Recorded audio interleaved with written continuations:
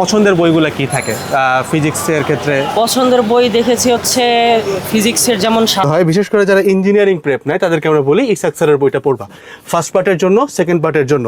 তবে অনেক ক্ষেত্রেই দেখা যায় এই যে ইসাক স্যারের নাম লেখা আছে এখানে, তপন স্যার, ইসাক স্যার। কেমিস্ট্রির জন্য হাজারি স্যার, গুহ স্যার হচ্ছে নটরডেম কলেজের। আচ্ছা, থ্যাংক ইউ ভাই। ভাই আপনাদের এখানে বোটানি জুওলজির জন্য ইন্টারমিডিয়েটের সব থেকে রানিং বই কোনটা? সিনিয়রদের মুখে কখনো কি শুনছো যে ইস, আমি যদি ফার্স্ট ইয়ারে থাকতে এই গাণিতিক ম্যাথগুলো করতাম বা অনুশীলনের এটা দেখতাম? আসসালামু আলাইকুম, এইচএসসি 28 ব্যাচ। আজকে আমরা লিটারালি মিরপুরে আছি, অ্যান্ড মিরপুরের সব থেকে পপুলার প্লেসে আমরা যাব বই দেখতে। বুক লিস্ট কোনগুলো নেওয়া লাগে, ভেরি ইন্টারেস্টিং একটা ভিডিও হবে। স্টুডেন্টের সাথে কথা বলবো, লাইব্রেরিয়ানদের সাথে কথা বলবো, অ্যান্ড অফকোর্স আমি নিজে কোনটা কিনতাম, পড়তাম, এখন আপডেটেড বইগুলো কেমন আছে, প্রাইসিং কি, আমি নিজে লাইব্রেরির ভিতরে ঢুকে নিয়ে তোমাদেরকে দেখাবো। বাট তার আগে একটু বলে রাখি, আমাদের কিন্তু 28 ব্যাচের academic admission course already launch হয়ে গেছে। এটা নিয়ে আমি প্রতি সিজনে এতটা কথা বলি না, কারণ এইটার আন্ডারে আমাদের যতগুলো ব্যাচ আছে, মানে একাডেমিক অ্যাডমিশন মানে আমাদের পুরো প্ল্যাটফর্মের একখানে অ্যাক্সেস আর কি। সো কম্প্যাক্ট রিভিশন ব্যাচ বলো, কম্প্যাক্ট অ্যাডমিশন ব্যাচগুলো বলো, তারপরে তুমি ফাউন্ডেশন ক্লাসগুলো বলো, এগুলো এমন ক্লাস যেগুলো তোমরা ধরো যারা অপূর্ব দাদার ক্লাস করো, কিংবা অভি দাদার ক্লাস করো, রাকিব ভাইয়ের ক্লাস করো, সবাই দেখা যায় এই ক্লাসগুলোর সাথে তাদের মধ্যে একটা অনেক বড় অংশ আমাদের এই ক্লাসগুলো করে, অর্থাৎ এই কম্প্যাক্ট ক্লাসগুলোর হেল্প নেয়। কারণ এই ক্লাসগুলো তৈরিই হয়েছে, তোর ধরো তুমি ইন্টারমিডিয়েট যখন শুরু হবে, তুমি দেখবা যে একটা চ্যাপ্টার কমপ্লিট করতে তোমার 2 থেকে 3 মাস চলে যাচ্ছে। সেই একটা চ্যাপ্টারই আমরা দেখা যায় তোমার একদিনের মধ্যে কভার করে দেওয়ার জন্য এই ক্লাসগুলো আমরা প্রোভাইড করে থাকি। সো তোমরা যারা যুক্ত হইতে চাও, এখন যুক্ত হইলে একটা ডিসকাউন্টেড প্রাইস পাবা, কুপন সহ সব কিছু ডিসক্রিপশন বক্স অ্যান্ড কমেন্টে দেওয়া আছে, ওখান থেকে কুপনটা নিয়ে অ্যাপ্লাই করলে ডিসকাউন্ট পেয়ে যাবা। তো চলো আমরা চলে যাই বইয়ের লাইব্রেরিগুলোতে। আজকে আমরা চলে আসছি মিরপুরের সব থেকে বেশি পপুলার বই কেনার জায়গাটাতে, এখানে অনেকগুলো লাইব্রেরি আছে। তো আজকের এই ভিডিওটাতে আমরা কথাবার্তা বলবো যে কোন বইগুলো অ্যাকচুয়ালি ইন্টারমিডিয়েট থেকে পড়া লাগে, আমার নিজস্ব এক্সপিরিয়েন্স, আমি নিজে কোনটা পড়ছি, স্টুডেন্টদের কোনটা পড়তে বলা হয়, সবাই বলে, সেটা নিয়ে তো বলবোই। বাট তার আগে এইখানকার লাইব্রেরিতে যারা বসেন, যারা বছর ধরে বুয়েটের অনেক টপারদেরকে দেখছে, মেডিকেলের টপারদের কাছে বই সেল করছে, তাদের মুখ থেকে শুনে নিব যে তারা আসলে কোন বইগুলো কিনতে বলে বা কোন বইগুলো এখানে অ্যাকচুয়ালি চলে। তো চলো আসো।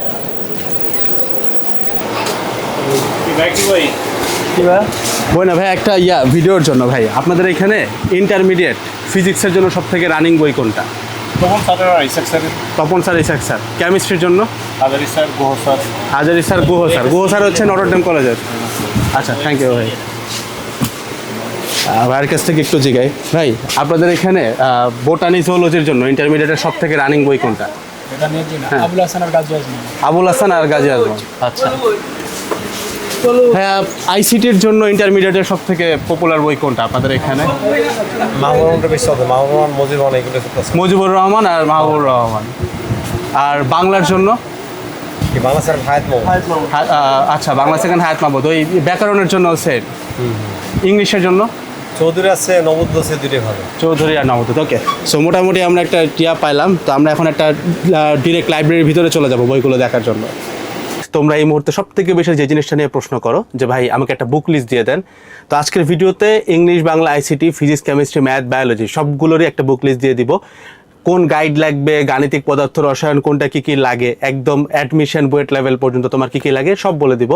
অ্যান্ড অলসো বই কখন কিনবা, নতুন বই কখন কিনবা, এই প্রশ্নটারও উত্তর আজকের এই ভিডিওটাতে আমরা দিব। অ্যান্ড আরেকটা জিনিস মেকশোর করো, ভিডিওটা একটু টেনে দেখে যাবা। বইয়ের লিস্টের সাথে তোমার আরেকটা যে জিনিসটা দরকার, সেটা হচ্ছে আমি কিন্তু সবগুলো এখন পর্যন্ত আসা লেটেস্ট মোড়কগুলো তোমাদেরকে দেখাবো। তো পুরাতন বইগুলো কিনলে কিন্তু লেটেস্ট কোশ্চেনগুলো পাওয়া যায় না। সো দ্যাটস ওয়াই লেটেস্ট মোড়কগুলো একদম এক্স্যাক্টলি এই প্রচ্ছদে তুমি যেন বইগুলো পাও, এটা একটু মেকশোর করো, ঠিক আছে? আর বই কখন কিনবো এটা আমরা একটু পরেই আসতেছি, আমি এটা নিয়ে একটু ডিটেলস বলে রাখবো। তো প্রথমতেই ইংলিশের জন্য পোলাপান যেটা কিনে, সাধারণত ইংলিশের জন্য কেউ বোর্ড বই খুব একটা কেনে না। সো আমি যেটা পড়তাম সেটাই তোমাদেরকে সাজেস্ট করবো, সেটা হচ্ছে নবদূতের ইংলিশের জন্য আমি এটা পড়তাম আর কি, ঠিক আছে? ইংলিশ গাইড বইটা, সেটা তোমরা দেখতে পারো চাইলেই। বাংলার ক্ষেত্রে আমি অক্ষরপত্র নিতাম, এটা হচ্ছে আমার ব্যাকরণ অংশের জন্য, এটা অক্ষরপত্রের একটা, ঠিক আছে? আর রিটেন পোর্শনের জন্য আমি নিতাম হচ্ছে হায়াত মাহমুদ স্যারের এই বইগুলো। এখান থেকে রিটেনগুলো আর কি পয়েন্টগুলো একটু বেশি বড় আকারে লেখা থাকে, এই কারণেই নেওয়া। যদিও এখানে বাংলা ব্যাকরণ নির্মিতি আছে, এটা আমার পড়া হয় নাই। পরের যে 2টা পার্ট ছিল, এটা কিন্তু 3টা পার্টে আসে আর কি। সো আমি পরের 2টা পার্টের জন্য এটা মূলত নিতাম আর কি, রিটার্ন পার্টগুলোর জন্য। নেক্সটে আমাদের যেটা চলে আসে সেটা হচ্ছে আমি একটু এটা হচ্ছে তোমার বোটানির জন্য একটা বই পড়ছি আমি আবুল হাসান স্যারের জন্য, আবুল হাসান স্যারের বই। এটা মোর দেন ইনাফ আর কি, এটা পড়লেই তোমার ইনশাল্লাহ হয়ে যাবে, ঠিক আছে। জুওলজি কিংবা হচ্ছে তোমার প্রাণীবিজ্ঞানের জন্য তোমার যেটা পড়া উচিত সেটা হচ্ছে গাজী আজমল স্যারের এই বইটা, ঠিক আছে, বাঘের যে ছবিটা, একটু দেখে নিও প্রস্তুতটা। নেক্সটে আসো কেমিস্ট্রির জন্য ফার্স্ট পার্ট বলো সেকেন্ড পার্ট বলো, সারা বাংলাদেশে চলে হচ্ছে হাজারি নাগ স্যারের বই।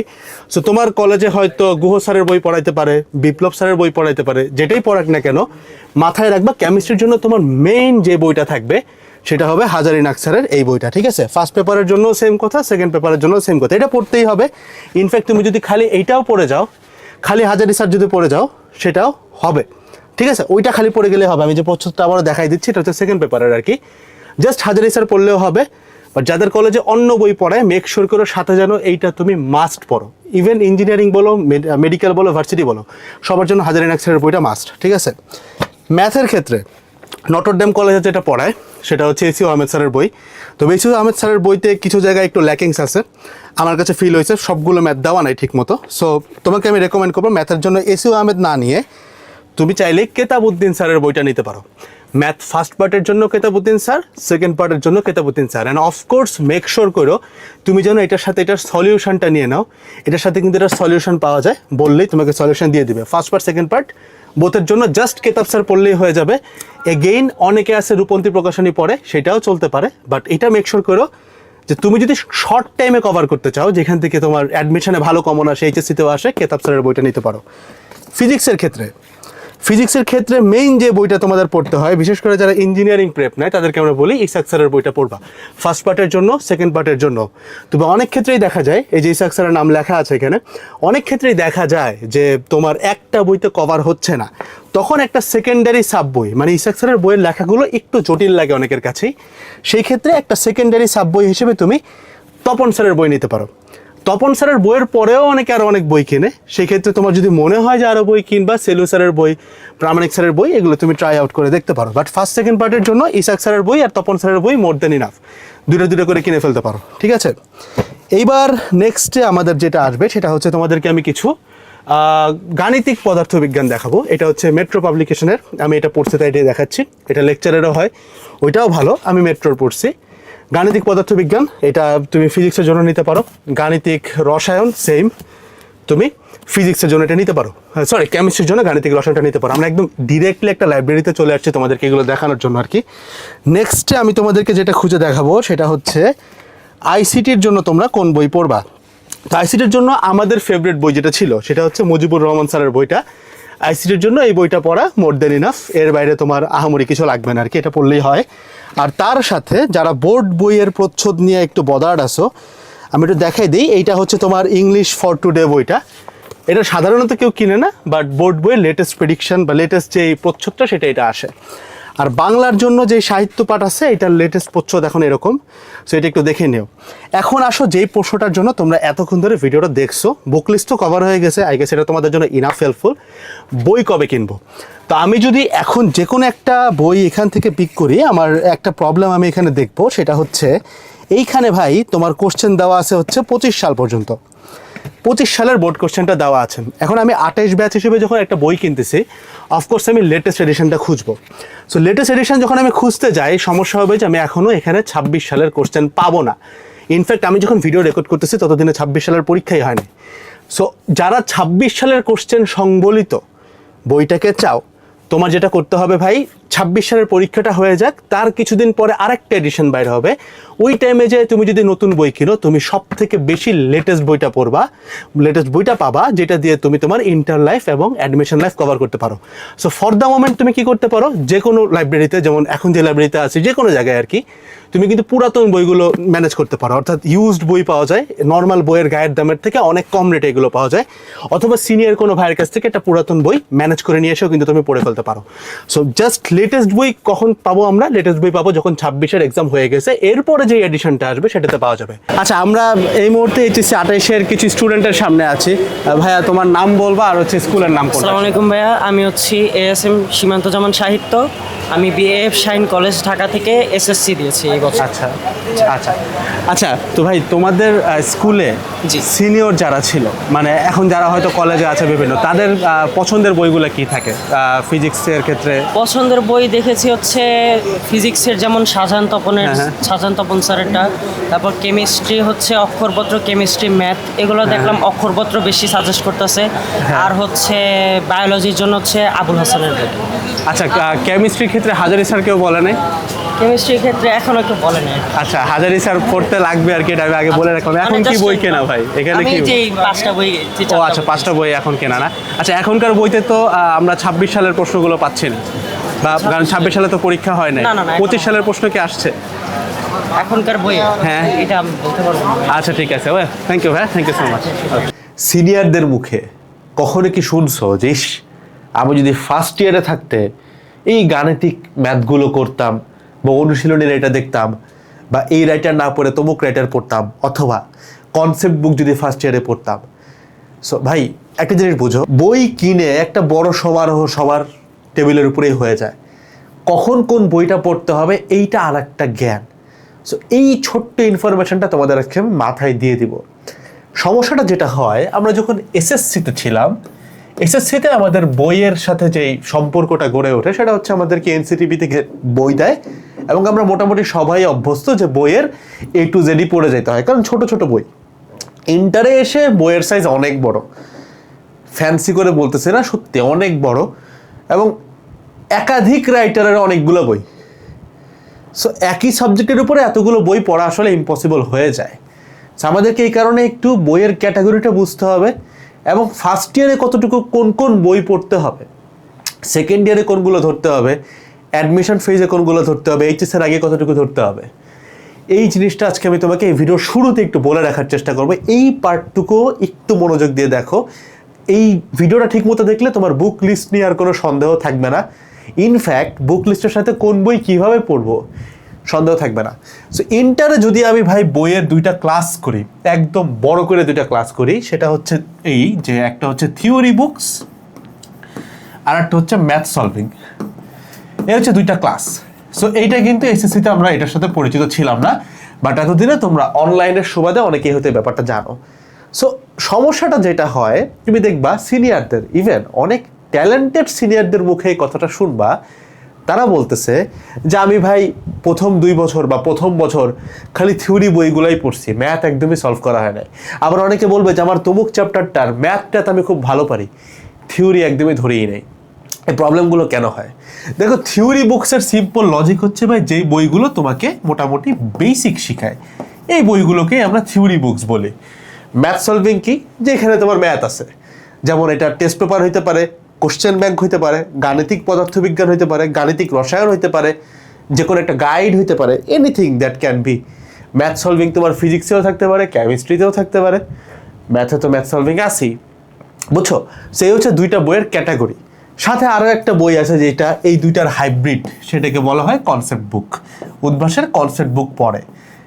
এখন আমি তোমার বলি যে কোন বইটা কখন পড়বা, কোন বইটা কখন পড়বা। সবার আগে বুঝো, এইচএসসিতে আমরা এসএসসিতে আমরা অনেক পিকচার পারফেক্ট পড়াশোনা করতে পারি, যে আমি আজকে গতি অধ্যায়টা ধরছি, গতির A to Z আমার হয়ে গেছে। ইন্টারমিডিয়েটের সমস্যাটা হচ্ছে এটার সিলেবাস অসীম, সত্যি কথা অসীম। কেউ চাইলেও এটা পারফেক্টভাবে শেষ করতে পারে না। সো সবার আগে মাথা থেকে এই ধারণাটা বাদ দিতে হবে যে আমি এটার A to Z শেষ করে ফেলবো, এরকম হয় না। তোমার সময়ের মধ্যে তোমার যতটুকু রিসোর্স হাতে গোছানো আছে সেগুলো দিয়েই সব করতে হবে। কথাটা আরও একটা বার বলতেছি, এটা কিন্তু পরে তোমাকে অনেকবার রিমাইন্ডার দিবে।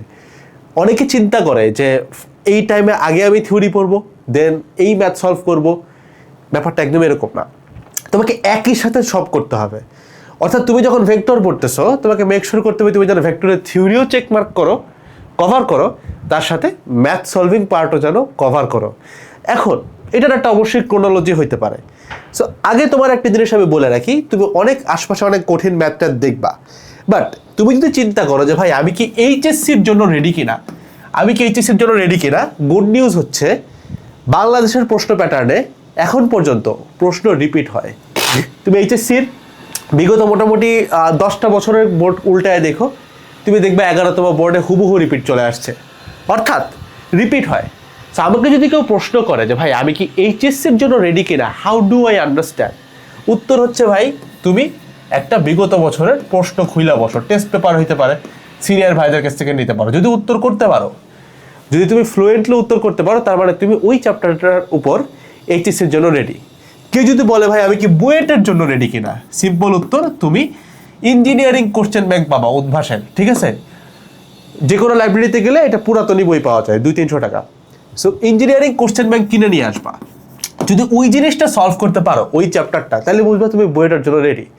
ঢাকা ভার্সিটির জন্য রেডি কিনা, উদ্ভাসের ভার্সিটি করা প্রশ্ন ব্যাংক পাওয়া যায়, ওইটা সলভ করতে পারলে বুঝবা রেডি। সেই হচ্ছে চেকমার্কগুলা। এখন এটার উপরে আমি কথা বলি, যেহেতু সিলেবাসটা অসীম, সো যে যত কঠিন ম্যাথ পারবে তার বুয়েটের উপরের দিকে র্যাঙ্কটা একটু আগানোর চান্স বাড়বে। তবে র্যাঙ্ক আগানো আর চান্স পাওয়া দুটো কিন্তু দুই জিনিস। অর্থাৎ আমরা মেজরিটি পোলাপাত যে ভুলটা করি, শুরু থেকে খালি র্যাঙ্কের পিছনে দৌড়াই, বাট আমাদেরকে আগে মেক শিওর করতে হবে চান্সটা পাইছি কিনা। তো চান্স পাওয়ার জন্য অ্যাটলিস্ট এই হচ্ছে মেইন কথা, বিশেষ করে ইন্টারমিডিয়েটে প্রিভিয়াস ইয়ারের কোশ্চেনের উপরে তোমার খুব ভালো একটা দখল রাখতে হবে। তো তুমি যাই পড়তেছো না কেন, প্রিভিয়াস ইয়ারেরগুলো পারো কিনা এটা একটু দেখে নিবা। এখন আসলে আমি পড়ার সময় একটা ক্রোনোলজি তোমাকে আমি বলি কীভাবে পড়তে পারো। সো প্রথমতই তুমি যেটা পড়বা সেটা হচ্ছে একটা থিওরি বই। সেটা ফিজিক্সের ক্ষেত্রে যদি চিন্তা করো, তপন, ইসাক, এটা আমি বুক লিস্ট পার্টে বলে দিচ্ছি, ওখান থেকে দেখে নিও। থিওরি বই পড়ার পরে ফার্স্ট কাজ যেটা করবা, মেজরিটি মানুষ গাণিতিক পদার্থ খুলে, তুমি গাণিতিক পদার্থ খুলবা না, কারণ তোমার সবার আগে বোর্ড প্রশ্ন দেখা দরকার, বোর্ডে কেমন প্রশ্ন আসে। এই কারণে তুমি সবার আগে খুলে ফেলবা টেস্ট পেপার, অথবা টেস্ট পেপারের অনেকগুলো রিপ্লেসমেন্ট হইতে পারে। অনেকে সাপ্লিমেন্ট নিয়ে আসবে, অনেকে এখন এসএস এর কম্প্যাক্ট সিরিজ আছে, অনেকে উদ্ভাসের মডেল টেস্ট বই পাওয়া যায় পুরাতন ভাইয়াদের, ওইটা নিয়ে এসে দেখবা মুদ্রা কথা ভাই পুরাতন সালের বোর্ড কোশ্চেন তুমি পারো কিনা। এইটা হচ্ছে তোমার স্টেপ 2, এটা হচ্ছে স্টেপ 1, এটা হচ্ছে স্টেপ 2। এইটা যখন পারছো, এইবার তুমি কয়েকটা মাল্টিপল রাইটারের ম্যাথ সলভ করতে পারো। মাল্টিপল রাইটারের ম্যাথ সলভ করার ক্ষেত্রে প্রত্যেকের আলাদা আলাদা বই কেনার চেয়ে সহজ সমাধান হচ্ছে, আমি ভিডিওর পরেও দেখাই দেবো বইগুলো কেমন দেখতে। সহজ সমাধান হচ্ছে তুমি একটা গাণিতিক পদার্থবিজ্ঞান পড়ে ফেলো, গাণিতিক পদার্থ, গাণিতিক রসায়ন এগুলো পাওয়া যায়, এরকম একটা পড়ে ফেলো, তাহলে তোমার মাল্টিপল রাইটার্সে সলভ করা শেষ। এখনও যদি হাতে টাইম থাকে, এটা হচ্ছে 3 নাম্বার স্টেপ, এখনও যদি হাতে টাইম থাকে তাহলে তুমি 4 নাম্বারে এসে একটা ইঞ্জিনিয়ারিং কোশ্চেন ব্যাংক অথবা তুমি যেখানে যাইতে চাও সেইটার একটা কোশ্চেন ব্যাংক ধরে সলভ করো। That's it. এই হচ্ছে তোমার টোটাল বই পড়ার ক্রোনোলজি। কখনোই এরকম চিন্তা করবা না যে ফার্স্ট ইয়ারে খালি থিওরি পড়বো, সেকেন্ড ইয়ারে যাই ম্যাথ করব, বা এখন আপাতত থিওরি বোঝা রেখে পরে ম্যাথ করব। এই ঘটনাগুলো যদি ঘটাও, একটারও যদি কম্বিনেশন ঘটাও, নেক্সট এমন টাইম আসতেছে যখন তুমি এই চ্যাপ্টার আর ফিরে দেখারই টাইম পাবা না। বিশ্বাস না হইলে তুমি তোমার সিনিয়র 27 ব্যাচ 26 ব্যাচকে জিজ্ঞাসা করে দেখে আইসো ওরা কি লেভেলে প্যারা খায়।